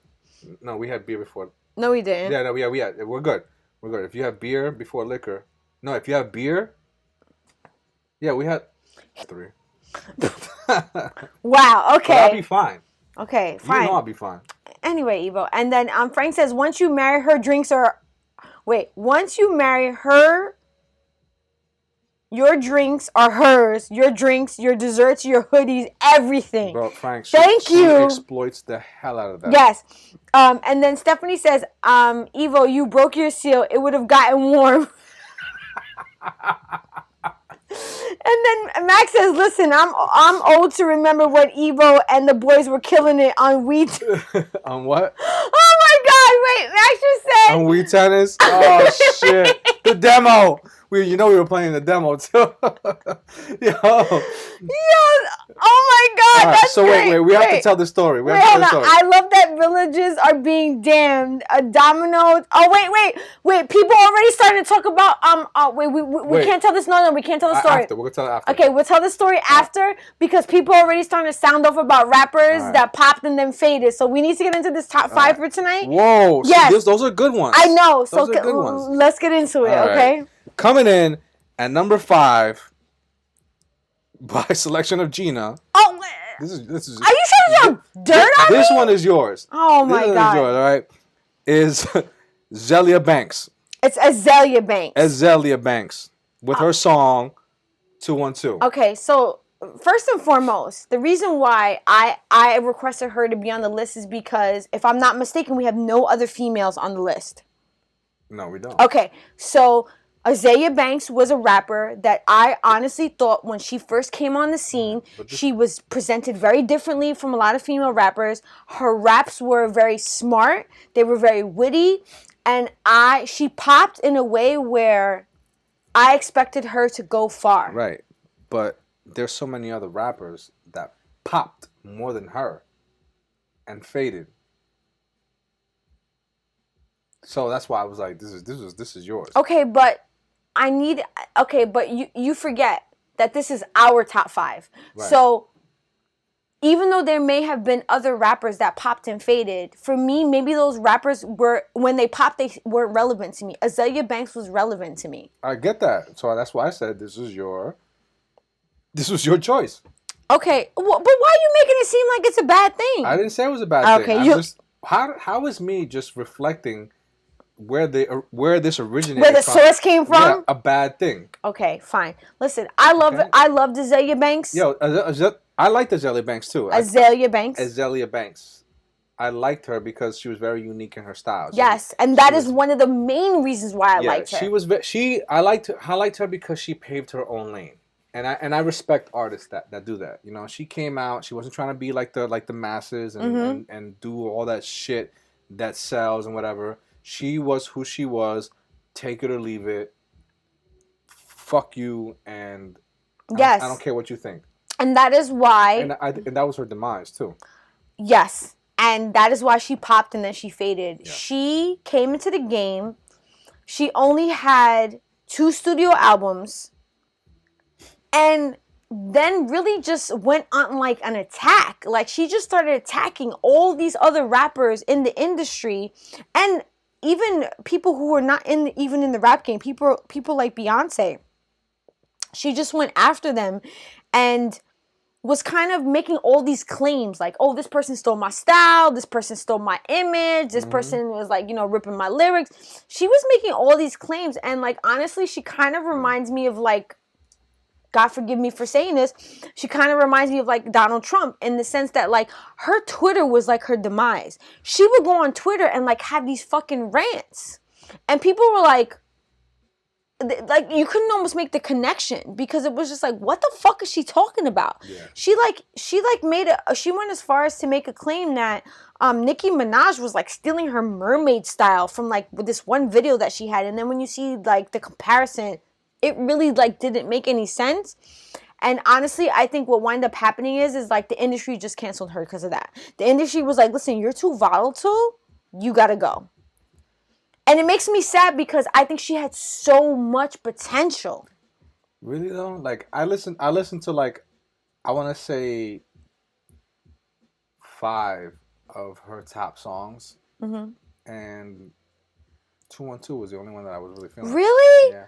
Oh, okay. Well, Obviously I was an Azalea Banks fan. I actually have, there's a funny story that I'm not going into detail, You but was an Azalea Banks fan. It sounded like you said you wasn't. oh, I was. I'm sorry. I was an Azalea Banks fan, and she was an artist that I was looking forward to see her rise in her career. And unfortunately, she get that. popped, and then she I get that. faded into the dark. Yeah. So, and I get that because I know that you're like you're drawn into that like uniqueness. When Yes, we for have, sure. Yeah. So I can Always. see that. All right. So coming in at number 4, is an artist that, man, I did not see coming when he came. Okay. Just your face for a second. I don't know who you're talking about. So I'm like, who are you talking about? So the artist that I'm talking about is Lil Dicky. Oh, okay. All right, and we all know him for his hit song "Save That Money" with oh my god, his name. All right, Ty Dolla $ign? No, the artist that had the one eye. Fetty Wap. Fetty Wap. Yes, thank you for saving me. You're welcome. I was drowning there for a second there. Fetty Wap is from New Jersey. Yeah. So he came out with that song Fetty Wap. And no, he came out with that song Save That Money with Fetty Wap. Fetty Wap. And Dicky was just one of those artists that like he came out and that song alone just catapulted him. Yeah, it put him on the map like ASAP. Into like stardom. Yeah. And his just the way that he was, like his mentality, his the way he came about with his rhymes, that whole video in itself, just his idea of being this Jewish guy, and you know Jewish people are known for being very frugal. Yo, you mean being cheap? I mean, I was trying to be nice about it, you know. And the way the fact that he was able to film his whole video, yeah, like on a frugal level, just cheap. He went and he like just. He played the numbers games. He went to like every single mansion that he could go to, so that he can get people to like let him film their video on their property for free, and he documented all of it. It was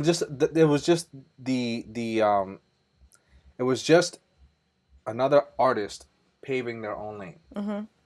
I will say though that I think that video Save That Money was the epitome of white privilege. Yes, it was, because a black person would have been able to do that. Never. No, a black person is not going to go knocking on no door in Beverly Hills, or any person for color of that matter going to go knocking on mansions in Beverly Hills and be like, hey, I'm shooting a video, I have a film crew. Would you mind if I came in your house for like 15 minutes and shot a video? Yeah. Get the fuck out of here, bro. He's not going to a Lamborghini dealership and get a Lamborghini. It's not going to a boat dock and going to be able to film themselves on a boat. And he's not going to go to a nightclub. Or never. The one thing that a black person may be able to do is get on another black person's music video, which is what he did. He got on T-Pain's music video. Yes, potentially. But all of the other facets of Save That Money never would have happened for a person of color. Gina saying that she loved Freaky Friday. I didn't. Gina and I actually watched that video together because I couldn't believe that I hadn't seen it, and I was like, "Yo, this dude is all the way out there, all the way out there." Yeah. Well, and that was just the beginning of Lil Dicky. Yeah, and that was 2015. Yeah, and so I really enjoyed his album. I know you did, because again, he's a storyteller. Yes, I love rappers, artists who are storytellers, and to me, Lil Dicky, that's what he does. And then he came out with a show called Dave. Yes, which I spoke about it on like one of the first lives that I actually started back almost a year ago. Yeah. I talked about the show Dave, which we thoroughly enjoy. It's actually very witty. It's actually very smart, and I'm looking forward to seeing more, because Gator came from that, and you know I'm like obsessed with the character Gator. Actually, that's his real name in life too, so it's not necessarily a character, but I spoke very highly of this show, Dave. But when it comes to his rap career, after 2015, he released a few singles, and we really haven't heard much from him. Yo. So, like, I want to say he popped and then he faded.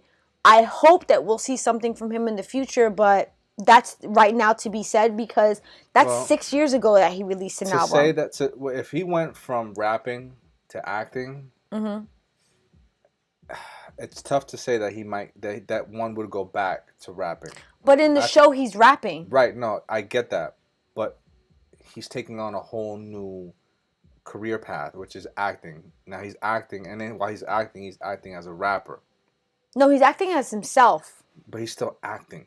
Yes, but he is acting as himself. He's acting as Little Dicky. I get it, but he's an actor now. He's not a rapper. Okay. You understand what I'm saying? Like he's transitioned from being a rapper to an actor, and so I don't know how many rappers went from rapping to acting, then back to rapping to be successful at rapping. I feel like they go to acting to like catapult their career into something that rapping can never provide. And there's been rappers that have done that. And I feel like that those rappers that have done that successfully have not gone back to rapping.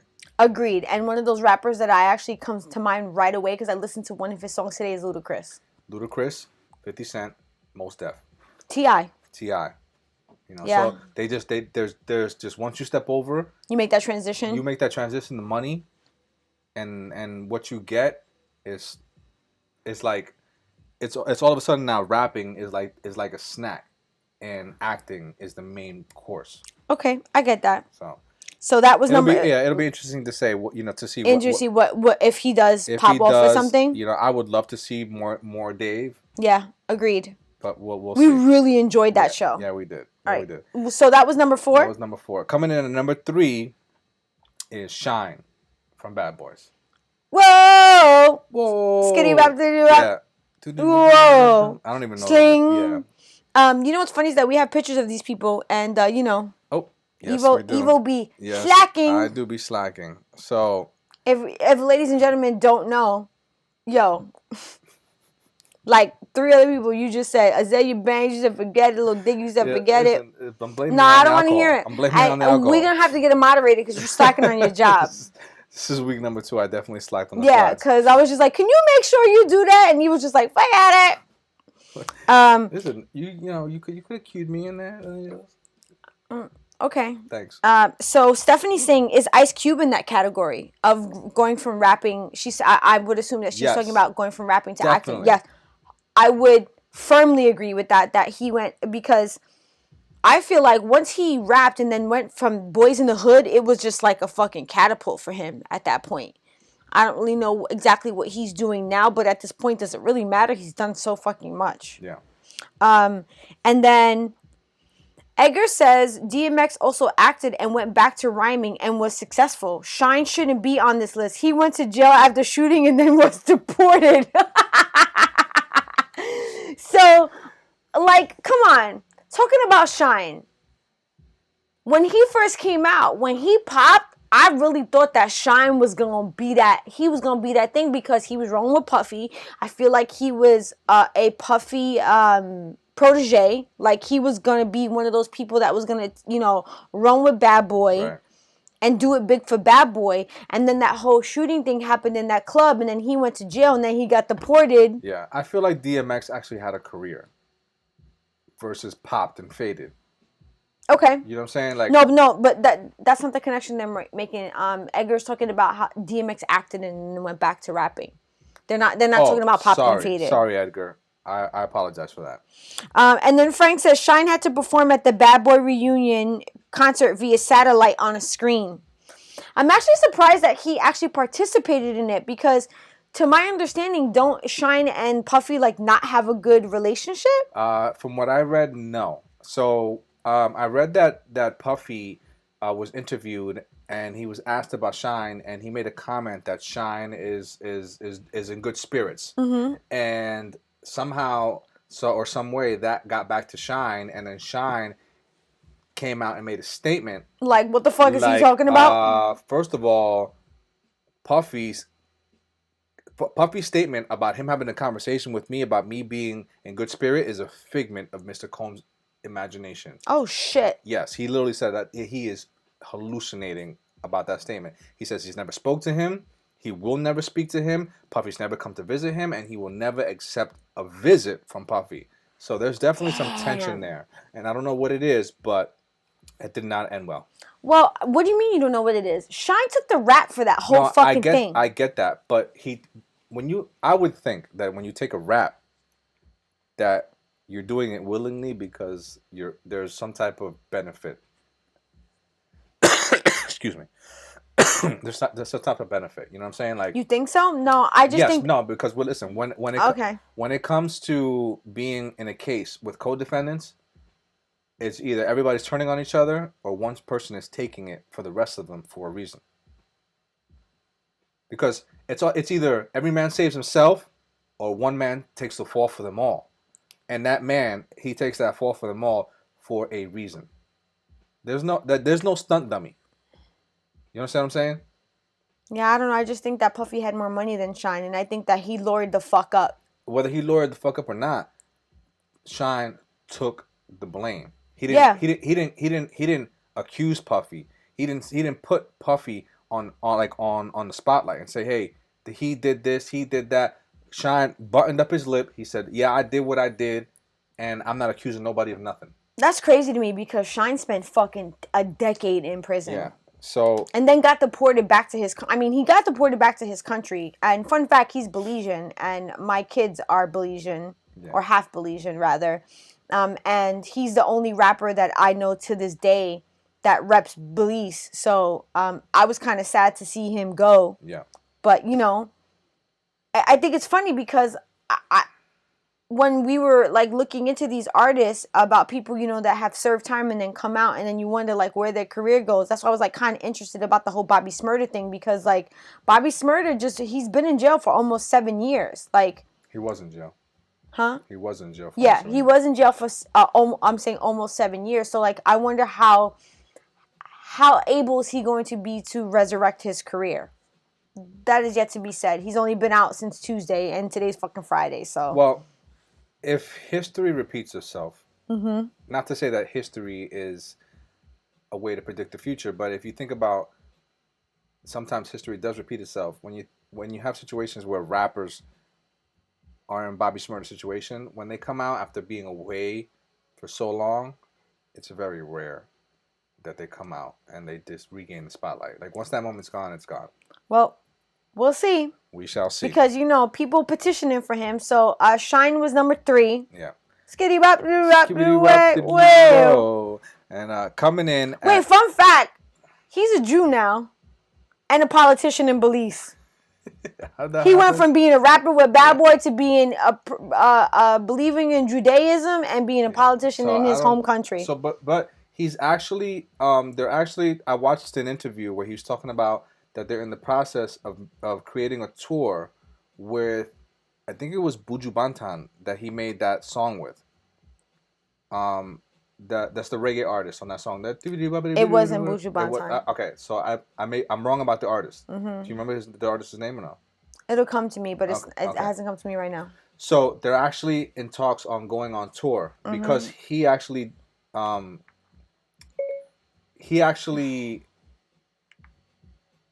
devotes his career to that man right there. He feels that because he allowed him to get on his song, that's what broke him as an artist. Okay. And so like he's trying to pay homage to him and see if they do something together. And so if they do anything, it's gonna be that. All right. Let's move on to number 2. All right, moving on to number 2 is this artist right here. I'm honestly disappointed that she is not.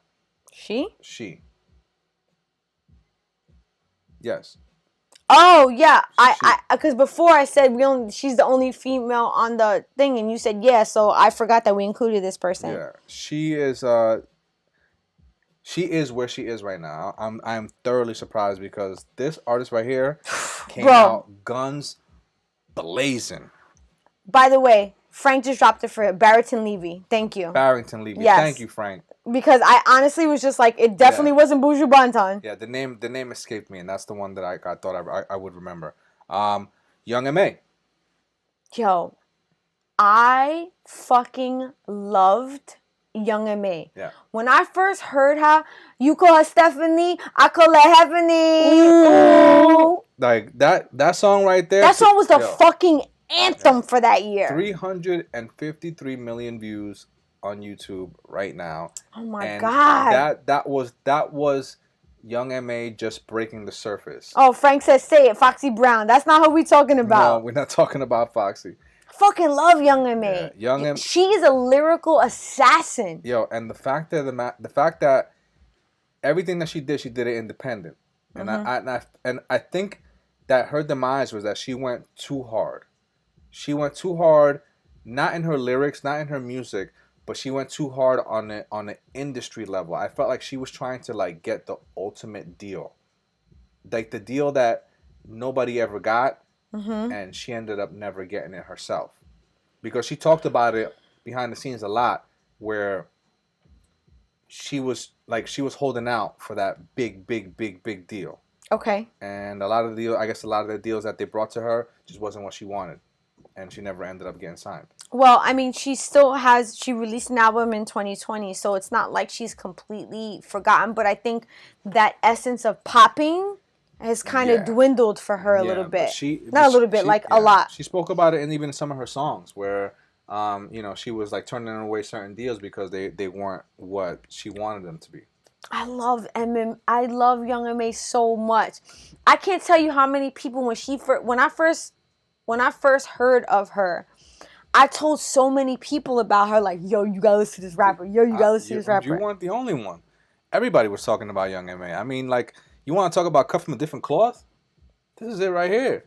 So Frank says Young M.A. is independent and probably made enough off that single than artists that hit triple platinum. Facts. Yo. Frank, when you write, you write, bro. Yo, when you write, you write. You write, bro. I hope so, because I really like her as a rapper. I think lyrically she is like I said, I think she's lyrically a fucking assassin, and I think honestly she could go toe to toe with a lot of the male rappers in the industry and give them some fucking work. But I guess because she's still like on that independent level, that like I'm surprised that she hasn't done collaborations with bigger artists yet. Well, listen, for all we know, Young M.A. might be good. Being the fact that she went independent and was able to collect what she did, for all we know, she may have taken her money elsewhere and just set herself up for life. Who knows? I mean, there's an artist that I know that should have been on this list who did exactly that. Yes. Right? So I believe the artist is getting an honorable mention. Are they not? Yeah, they are. And I would have loved to hear more from Young M.A. the way that she came out at the beginning. You know, Agreed. I felt like I felt like a little bit towards the end, some of her songs, they weren't as hot as like her stuff that she did at the beginning. Yes. I mean, but I feel like that's a given though. I feel like, when you first come out, you're on the come up, like you're so hungry, your music is like has built up for so long. So like your first couple of tracks are like gonna be fire. So, you still gotta find that you have to find that energy, and that's not always easy, but I still want to see her blow, like, so, but, she has dwindled a little bit. Yeah. So, does that actually bring us to number one? That does bring us to number one. Ooh, I'm excited for number one. Coming in number one, I'm just going to allow you. What do you mean? No, just you do it. Come on, get out of here, bro. No. Why? No. Why? You fought for this. Okay, and? So, why not you introduce it? No. All right. Well, coming in at number one, Mr. Sitting Sideways, motherfucking Paul Wall. It's the Iceman Paul Wall. I be like this. This was your choice. Listen, why are you throwing dirt on me? How is that dirt? You're like, oh, this is good. Zaire Banks is your number 5.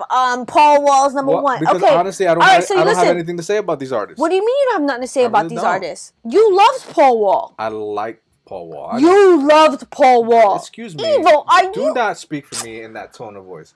I never said I loved Paul Wall. All right, Evo. All right. I don't know where are you getting that from? All right, fine. Listen, all right, so, okay, let's fight this out on the live, okay? Who would you have liked to be number 1 then, Evo? I would have preferred I mean, if I had to pick between number 1 and number 2, No, Okay. just who would you have liked to be number 1? Forget about the list. Who would you have liked to be number 1 other than Paul Wall? I would have. No, I'm just gonna go by this list. I would have. Okay. I would have preferred Young M.A. You would have put Young M.A. as number 1 person who popped and faded, even though Young M.A. just released an album last year. Yeah. Okay. Because it's still faded. Okay, fine. Even though she's releasing albums, doesn't mean that it was relevant or it popped. Fine. We're talking about popped. Okay. Okay. Popped and faded means that they are no longer relevant at all. She just released an album. Did you happen to go on Spotify and see how many streams that her last album had? Nope. Okay, so that is why I'm telling you that her to get the number 1 spot is not the right spot. Okay. She got hella streams on that last album, so she's What's still. hella streams? Oh my God. Okay, here we go. We're about to go on Spotify right now, and we're gonna look up how many streams that she has gotten. Okay. Just one of the songs off of her last album, okay, got almost 80 million streams. 80 million, Evo. So for you to say that she should take the number 1 spot, I disagree with you on that. 80 million streams. Could you imagine how many dollars or cents she's making on each stream?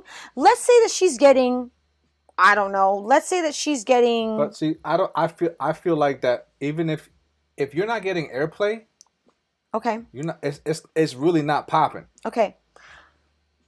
Fine that you say that, but she's still an But that's independent artist. So But who airplay Okay, well- airplay nowadays? What do you mean on the radio? yes, absolutely. You actually think that the radio is relevant nowadays? Absolutely. Okay, I disagree with that. Absolutely. You can disagree with all you want. Okay. Okay. It's still a business because it's relevant. Okay. All right? I And- don't and don't think that okay. And guess what? Okay. That's when things pop, they make it on the radio. Whether it's Mm-hmm. Okay. relevant or not, okay. When it's on the radio, that means it's popping. It's Okay. it's like everybody's listening to it. Okay. All right. So Young M.A.'s last album Mm-hmm. or the last song, 70 or 80 million streams, as you may want to call it, it's still not popping. Okay. So, But the fact that you want to put her above Paul Wall that hasn't had an album in the last decade blows my mind. Paul Wall he hasn't had an album in the last decade because of when he came out. Oh, so what does that mean? There were artists that at the same time Okay. came out at Paul Wall that are still successful. When you put when you put them on a timeline, Mm-hmm. okay, from when Paul Wall came out, okay, and he released his albums, Mm-hmm. if you put that much time in front of Young M.A., Mm-hmm. I will guarantee you that she won't have any albums by the end of that. Okay, that- she's that- already put out more albums than Paul Wall. Okay, we're talking about a timeline. Okay, fine, but she's already still put out more I albums than him. understand that. So Okay. in that time frame, in a decade. in What do you a- mean? in a decade, Okay, so okay. in a decade, right? Mhm. So once Young M.A. has been an artist for a decade, I would Mhm. like to see the albums that she's putting out at the end of that decade. Like you're Okay. expecting Paul Wall to be putting out albums at the end of a decade. Okay. So at this point, she's been putting out albums since 2015. So she's already 6 years into the game. So in another 4 years, you think she's gonna be like not as relevant as We Paul shall Wall? see. Okay. 4 years. 4 years. 4 years for an artist. Okay. Is like a decade. Fine. Whatever the case may be. Paul Wall has not put in an album in more than a decade. All right. So for you to think that she should get the number 1 spot over Paul Wall, I will fight you that until to the end. You could fight me till the end. Well, that's why Paul Wall got number 1. Listen, we can go do. I'll put you in a Cobra clutch when we get out of here. Motherfucker said a Cobra clutch. I'm going to read some comments, and then we're going to wrap it up for the night. I have one thing that I want to share at the end, and that's it. So, so Edgar says, really, Young M.A. is still relevant? Charlie Baltimore has disappeared. YouTube is paying Young M.A. better than a lot of rappers with a deal. Macklemore, he needs to be number 1. Oh my God. And then Stephanie says, oh my God, I forgot about him. Didn't he do a duet with Hulk Hogan's daughter? And then Edgar says, stop it. Domino is the ultimate one hot wonder. Oh shit. And then Frank says, Paul Wall is a Houston legend. He had his moment. I say Macklemore should have been number 1. He took the Grammy over Kendrick and J. Cole. Ooh. And then Edgar popped and faded is still different than being a one-hit wonder. And then Frank says, my favorite version of Gina is Gina frustrated. Wait, my favorite version of Gina is frustrated. Gina be wanting to punch Evil in the eye. And then Gina says, someone is going in the trunk. And then Stephanie says, the beard did something different. Actually, Stephanie, I'm not sure if you were with us on the last live. This happened last live. Yeah, it did. But this is the dynamic of you and me. And this is all in good fun. Yeah. Because honestly, I walk away from this and I'm just like, whatever. Yeah, we're good at this. And so, on an honorable mention. Wait, real quick. And then you could do the honorable mention. So Edgar says, Frank, Paul Wall took the Grammy because he fits the Will Smith mode from the Grammy people.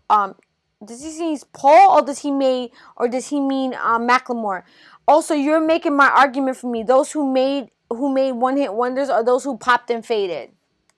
Yo, before we end this, I fucking loved Paul Wall. I liked Paul Wall. I loved Paul Wall. I didn't love Paul Wall. But truth be told, Paul Wall's doing really well for himself right now. He actually runs a really high-end jewelry company. Well, he capitalized on the grills. The grills, yeah. The grills, right? So, but an artist for me who popped and faded but is yet still doing amazing is Chamillionaire. Chamillionaire. This man took the money. That was actually mentioned earlier in the stream. Yeah, somebody mentioned that earlier in the stream. Yes, I think that was the honorable mention because to this day, after Chamillionaire's hit of Max said that Riding Dirty, this man went into business. Yes, he did. Yeah, he took his money and he started investing into the stock market. He started investing into startup companies. He got heavy into tech, and he's very successful. Doing well for himself. He's doing very well for himself right now, and he has totally changed himself from the person that he was to the person that he is right now, and thriving as a human being. And I love that. So listen, that is your honorable mention. And to wrap up the night, I want to take a quick moment to talk about a short film that I had some really wonderful friends of mine work on that I wanted to tell the audience about, and I wanted to encourage people to go and watch it because it's a beautiful film. It's but it also it kind of ties into Black History Month because there's the main actor in the movie is a black man, and the performance that he gives is so beautiful. So I want to highlight him. So the film, you can find it on YouTube. It is called Feeling Through. And it is the story of a young man who meets a person at a bus stop who is deaf and blind. And the young man himself is homeless. And when he meets this deaf and blind gentleman at the bus stop, his life is changed forever. In this 18 minutes of a film that you watch, it is so compelling, the story that is given to you. I almost can't believe that it is only 18 minutes long. And what I find even more amazing about this film, and the reason why I encourage everyone to go watch Feeling Through, is that the gentleman who is acting in the film that is deaf and blind is really deaf and blind in real life. Wow. This is the first deaf and blind person to have a acting performance on film. Really? Yes. I don't want to give too much about the film because there is a way that they communicate in the film that is real. Okay. And if you can't even imagine how a person can communicate with somebody that can't hear and can't see, I was so blown away by what it takes place in this film. It is beautiful. It sounds like they broke some barriers. Yes, and that is so I had 3 friends that worked on this film. One was a producer, one was a wardrobe designer, and one was a assistant director. And these are actually people that I've worked with on set who I consider very good friends. And this film was actually just recently nominated for an Oscar for a short series film. So please take the time to go and watch this. It is called Feeling Through, and you can find it on YouTube. It is only 18 minutes long, and everybody can watch it, from young to old, and I think that you will find some real beauty in this. And that's all that I have to say. But like, I really, really encourage you because it is a beautiful film, and I just want everyone to see it, regardless of the fact that I had friends that worked on it.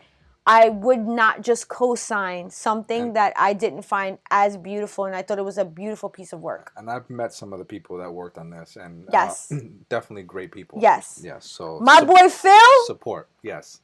Okay. Good dude. Good ass. Good that's dude. my homie right there. Okay. Good dude. And fuck, do I want them to win the Oscar for this? I'm so proud of them. Yeah. I can't even imagine how they're feeling right now because this was a passion project. And in talking to them, I know what it feels like to be on set and to watch something being filmed and to know that you are doing something different. Yeah. When you feel that, it feels fucking amazing. So I encourage everyone feeling through on YouTube, please do it. Go and check it out. And with that being said, we are actually done for the night. Yes, we are. What time is it? How long did we run over? Wow, we ran over. Damn, we did it again. Almost 2 hours. Shit. And we didn't even cover all our stuff because I still had some stuff. I know, that so we're going to over. have to do that. I told you that I didn't think that we'd be able to go any longer than, but maybe we should start later and go longer. I don't know. Anyway, I want to thank everyone for joining us tonight. I really appreciate everyone that was here with us in the chat, giving all giving us all the information and all the great content for tonight, because honestly, we could not do without you guys, because like if I was sitting here talking to nobody, because, like, literally, I do that sometimes. I film myself and I'm, like, talking to nobody. It's, like, not the funnest thing to do. The engagement, we live for that shit. We do. So we appreciate you, and we hope to see you again next Friday. But until then,